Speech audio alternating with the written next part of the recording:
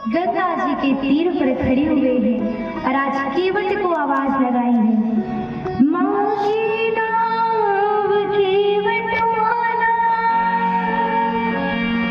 कहीं तुम्हार मरम में जाना। केवट आया, निषाद राज ने बताया कि ये प्रभु श्री राम जी हैं, इनको ये जो गंगा नदी है पार करना है, उस पार जाना है। केवट ने कहा, अरे भगवान, किनको पार करवाने की बात कर रहे हैं, हम पार नहीं करवा पाएंगे। निषाद राज जी ने कहा, क्यों भैया, क्या बात है, क्यों नहीं पार करवा पाओगे? हम इसलिए पार नहीं करवा पाएंगे क्योंकि इनके इस चरणों के बखान हमने भी सुने हैं। क्या सुना है भैया? अरे इन्होंने अपने चरणों को एक पत्थर पर रखा, वो नारी बन गई। और हमारे घर में तो एक नारी पहले से है, अगर कहीं ये नाव भी नारी बन गई तो हमारा व्यापार भी बंद हो जाएगा, काम भी बंद, दूसरी नारी घर में आ जाएगी। तो एक नारी का तो पोषण किया नहीं जा रहा, दूसरी नारी को कैसे खिलाएंगे, कहाँ से खिलाएंगे?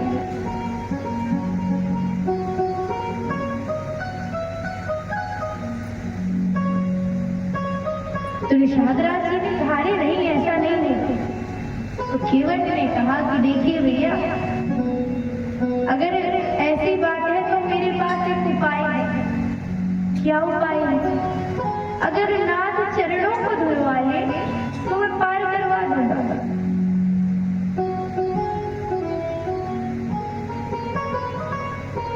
प्रभु मन में मुस्कुरा रहे हैं क्योंकि वो केवट के मर्म को जानते हैं, केवट के मन में क्या चल रहा है। प्रभु ने कहा, ठीक है। इधर केवट दौड़ा गया, एक कठौता लेकर के आ गया है। कठौता मतलब समझते हैं? लोटा। आप समझ गए? लोटा तो जानते हैं। तो आज दौड़ा गया और क्या लेकर के आया? एक लोटा लेकर के आया ताकि वो प्रभु के चरणों को धुल सके। लोटा लाया, एक बर्तन लाया, परात, थाली की तरह होती है। तो लेकर के आज जब आया तो गंगा जी बगल में थी, जल भरा गंगा जल प्रभु के चरण को आज धुलता है, धो रहा है बड़े ही भाव के साथ प्रभु के चरणों को। बड़े ही सुंदर भाव से प्रभु के चरणों को धोता जा रहा है। प्रभु की ओर देख रहा है, प्रभु उसकी ओर देख रहे हैं। प्रभु मन में मुस्कुरा रहे हैं कि देखो तो केवट की खुशी आई, हमारे चरणों को धो रहा है। अच्छा, ये केवट है कौन? पूर्व जन्म में कछुआ था। क्षीर सागर में भगवान शयन कर रहे थे, माँ लक्ष्मी चरण दबा रही थी, तो ये प्रभु के चरणों को छूने के लिए बार बार प्रयास करे तो माँ लक्ष्मी हटा दे। उधर दूसरी ओर से प्रयास करे कि भाई मुख के पास ही पहुंचे तो शेषनाग जी हटा दे। भगवान इस लीला को देख रहे थे। भगवान ने आशीर्वाद दिया कि चलो आज ये दोनों चरण नहीं छूने दे रहे हैं, तो मैं आपको आशीर्वाद देता हूँ कि जब मैं राम के रूप में अवतार लूंगा तब तुम केवट बनोगे और मेरे चरणों को पखारोगे, मेरे चरणों को धोओगे। तो ये वही कछुआ है जो आज प्रभु के चरणों को पखार रहा है, धो रहा है, सुख प्राप्त कर रहा है।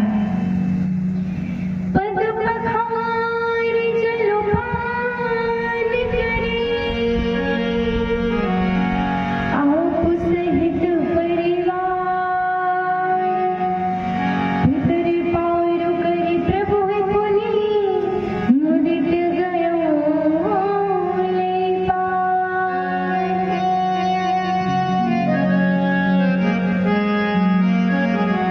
आज केवट अपनी पत्नी के सहित प्रभु के चरणों को धुलता है, और यहाँ तक कि चरणों को धुलता ही नहीं बल्कि धुलने के बाद वो जो चरणों का जल था, चरणोदक था, उसे पान करता है, स्वयं भी पीता है और साथ में अपनी पत्नी को भी पिला देता है। इसके बाद प्रभु ने सर्वप्रथम सीता मैया को नाव पर बिठाया। लक्ष्मण जी बैठे हैं और राम जी बैठे हैं। निषाद राज जी विराजमान हुए। केवट बैठ करके इतना सुख प्राप्त कर रहा है, इतना आनंद प्राप्त कर रहा है, मानो जो आनंद यहाँ पे है सो स्वर्ग में भी। इतना सुख मान रहा है, इतना सुख मान रहा है। सब कुशल पूर्वक पार हो रहे हैं। अच्छा, गंगा मैया में बड़ी तेज लहर आ रही है। तो केवट ने कहा, भैया आज तो प्रभु है मेरी नाव में, आज आप थोड़ा धीरे हो। आज तो मुझे लग रहा है कि मैं उस पार इतनी ज्यादा देर में पहुंचूं कि बस प्रभु को निहारता ही रहूं, निहारता ही रहूं।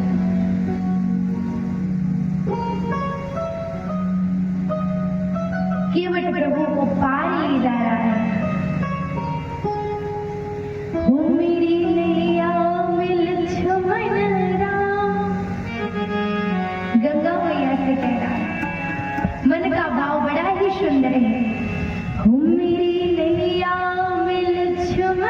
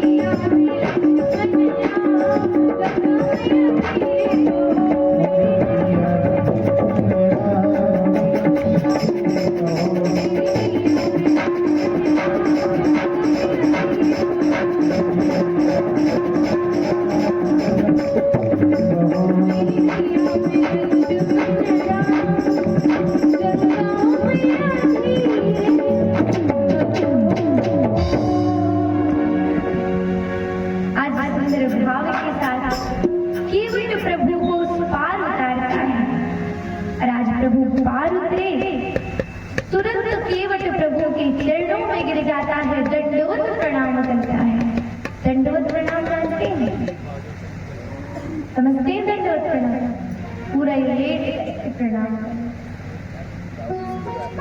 आज दंडवत प्रणाम किया है केवट ने प्रभु को। केवट उतरी दंडवत कीन्हा, प्रभु ही सकुचे ही नहीं कछु दीन्हा। केवट ने प्रणाम किया तो प्रभु को संकोच लगा कि बताओ इसने हमें पार किया है और हमने इसको कुछ दिया है। माँ को इशारा किया, माँ ने मुद्रिका उतारी और आज देने लगे प्रभु।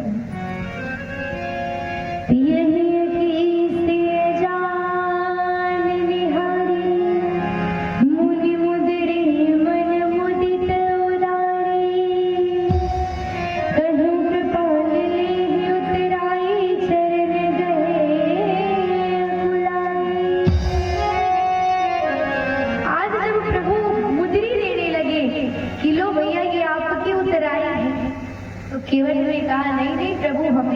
टिका नहीं चाहिए। प्रभु ने कहा आपने पार उतारा है तो हम पार उतरे हैं तो हमें कुछ देना भी चाहिए, नियम है।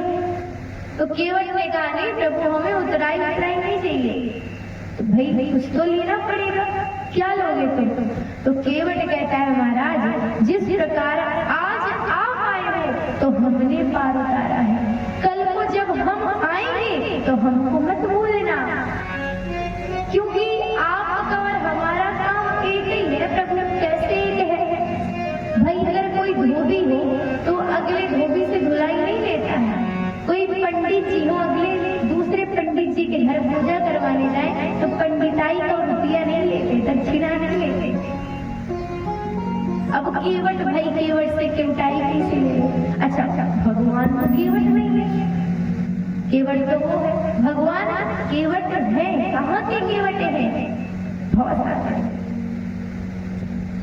संसार की नदियां के केवट वो है, और बहुत सागर वाली जो नदी है ना उसकी खिवैया कौन है? तो वो श्री राम जी। तो केवट ने कहा प्रभु आप आए तो हमने पार उतार दिया है, और नाथ जब हम आए आपके द्वार तो हमको बुलाइएगा मत। जैसे आप आए मेरे घाट और मैंने उतार दिया, हे नाथ जिस प्रकार आज आप आए हैं और मैंने आपको पार उतारा है, ठीक उसी प्रकार जब आऊंगा तुम्हारे घाट प्रभु तो पार मोहि उतारियो। हे नाथ आज अगर आप आए तो हमने पार उतारा, और जब हम आपके द्वार आए आपके घाट आए तो आप भी नाव को फेंक करके भवसागर से पार उतारे। केवट का कितना सुंदर भाव कि नाथ आज हमने किया कल आप कर देना, आपकी उतराई पूर्ण हो जाएगी, आप पूर्ण हो जाएंगे। प्रभु मुस्कुराते हैं, खूब आशीर्वाद देते हैं, और आशीर्वाद दे करके इधर केवट वापस आ जाते हैं। और प्रभु ने श्रृंगवेरपुर से ही सुमंत जी को वापस कर दिया कि सुमंत जी अब आप जाइए, हम आपके साथ नहीं चल सकते। सुमंत जी इधर अयोध्या लौट रहे हैं और प्रभु श्री राम जी इधर आगे पार हुए तो प्रयागराज पहुंचे। हमारे प्रयागराज में भरद्वाज जी का सुंदर आश्रम है। प्रभु भरद्वाज ऋषि से मिलते हैं। मुनि मन बिहसे राम सन कहाई, सुगम सफल मग तुम कहुआई। इधर प्रभु आए, प्रभु ने प्रणाम किया और भरद्वाज मुनि ने आशीर्वाद दिया। प्रभु पूछ रहे हैं कि नाथ हमें ये बताइए हम कहाँ जाए? तो भरद्वाज जी कहते हैं कि हे नाथ आप तो सबके जानकार हैं, सब कुछ जानने वाले हैं, फिर भी आप हमसे पूछ रहे हैं। आप किसी भी मार्ग पे जाएंगे तो वो मार्ग अपना भाग्य बनाएगा कि मैं तो सौभाग्यशाली हूँ कि प्रभु इस मार्ग से गुजर रहे हैं। वो पेड़ पौधे प्रसन्न हो जाएंगे, खुश हो जाएंगे। अरे नाथ आप जिस मार्ग से निकलोगे वो मार्ग स्वयं को सौभाग्यशाली समझेगा, वो मार्ग सुगम हो जाएगा। प्रभु मुस्कुरा रहे हैं। पूछे हो वही गिरहो कहो, मैं पूछत सकुचा, जहाँ न हो तह देहु कही तुम ही दिखाओ था।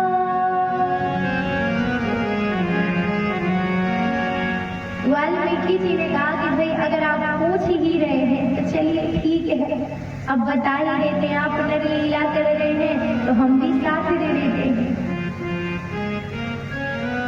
तो आज भरद्वाज ऋषि ने क्या कहा कि ठीक है आप जाइए चित्रकूट की तरफ जाइए, वहां पर आपको वाल्मीकि ऋषि मिलेंगे।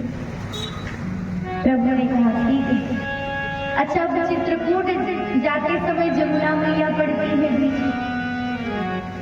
तो अब प्रभु निषाद राज जी से कहते हैं कि निषाद राज जी, अब आप ऐसा करिए, हमारे लिए एक नाव का निर्माण कर दीजिए और निर्माण करके आप स्वयं लौट जाइए। अब आप हमारे साथ आगे मत चलिए। निषाद राज जी ने कहा, नाथ हमसे कुछ भूल हो गई, हमें क्षमा कर दीजिए, पर इस प्रकार मुझे वापस मत भेजिए। प्रभु ने कहा, नहीं भैया, तुम तो मेरे भाई हो और तुमसे कोई भूल नहीं हुई है, लेकिन अब आगे का रास्ता हम स्वयं बनाएंगे, जाएंगे, जो भी परेशानी होगी उठाएंगे, लेकिन अभी आप एक काम करिए, नाव बना दीजिए। तो वहीं पर निषाद राज जी ने नाव का निर्माण किया है। प्रभु और मैया विराजमान होते, लक्ष्मण जी नाव को खेने लगते और इधर जो निषाद राज जी थे प्रभु को प्रणाम किया है और वापस श्रीहरिपुर लौट। भैया लक्ष्मण नाव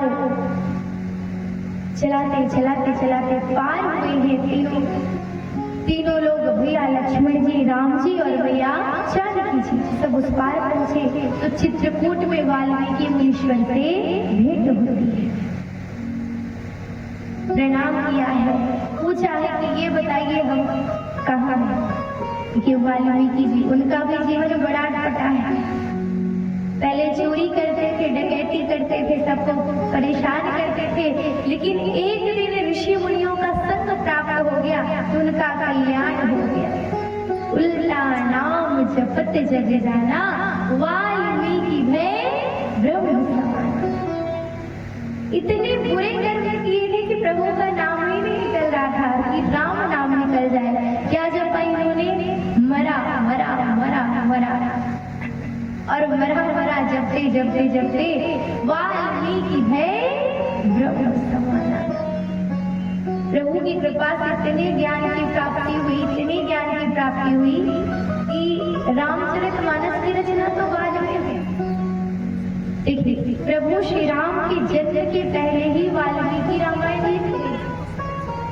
और ये जो श्री राम चरितमानस है जिसकी हम कथा सुन रहे हैं, चौपाइयों के द्वारा गाते हैं, ये श्री राम चरितमानस तो कलयुग में लिखी गई गोस्वामी तुलसीदास जी के द्वारा।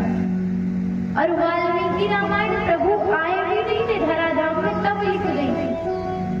वाल्मीकि रामायण में 8 कांड हैं, जबकि श्री रामचरितमानस में केवल 7 कांड हैं। वाल्मीकि रामायण संस्कृत भाषा में श्लोक है तब अर्थ है, और गोस्वामी बाबा जी ने श्री रामचरितमानस में, हम भले ही प्रायः इसे रामायण बोल दें, लेकिन ये श्री रामचरितमानस है जिसमें चौपाइयों के द्वारा सरल भाषा में लिखा गया है। और हम सभी ज्यादातर जो चौपाइयों के द्वारा प्रभु श्री राम की कथा को सुनते हैं वो श्री रामचरितमानस की कथा होती है।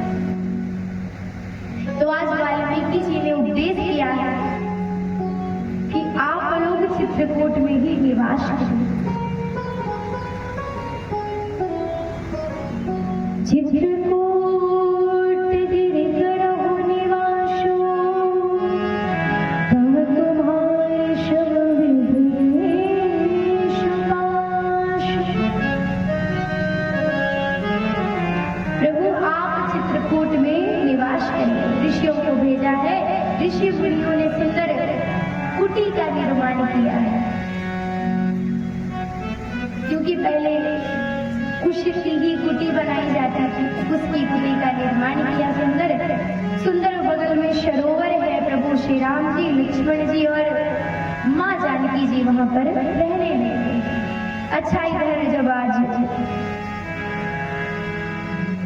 अयोध्या में लौट करके आए सुमंत जी, दशरथ जी को लगा रथ की आवाज सुन करके कि राम लौट करके आ गए। दशरथ जी दौड़े दौड़े राम राम राम राम राम आज करते करते करते करते जैसे ही गए तो क्या देखा कि केवल सुमंत जी अकेले ही रहे। आज जैसे इस दृश्य को देखा तो दशरथ जी से देखा नहीं, वहीं पर जमीन पर गिर पड़े, रोने लगे।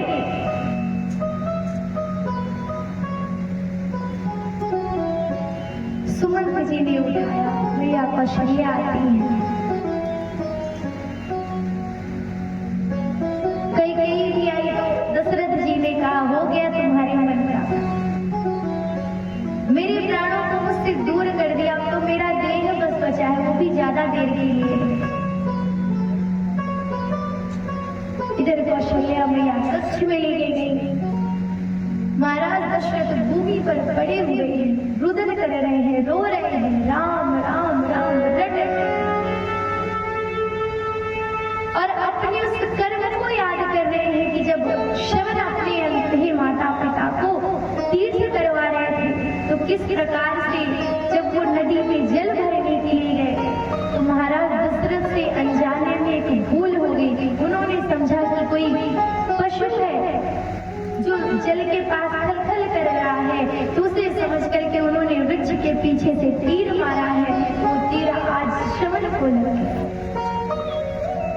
श्रवण के माता पिता के पास जाकर के बताया तो आज वो इतने दुखी थे, उन्होंने शाप दे दिया कि जिस प्रकार से आज हम अपने पुत्र के शोक में मर रहे हैं, उसी प्रकार हम शाप देते हैं कि तुम भी एक दिन अपने पुत्र के शोक में ही मरो। तुम भी अपने पुत्र को याद करते करते ही तुम्हारे प्राण निकलेंगे, और तुम अपने प्राणों का त्याग अपने पुत्र को याद करते करते ही करो। जी को अपना कर्म याद आ रहा है। माता कौशल्या से बता रहे हैं कि मैंने कितना बुरा कर्म किया है, तो आज मुझे वही दंड मिल रहा है। मेरा राम वन को चला गया और हे देवी, अब मैं ज्यादा देर तक नहीं रह पाऊंगा इस धराधाम। और आज प्रभु श्री राम को याद करते करते अपने नेत्रों के सामने प्रभु श्री राम का दर्शन करते हैं। अरे राम राम कहते कहते कहते आज उनका श्रद्धा कमल हो जाता है। राम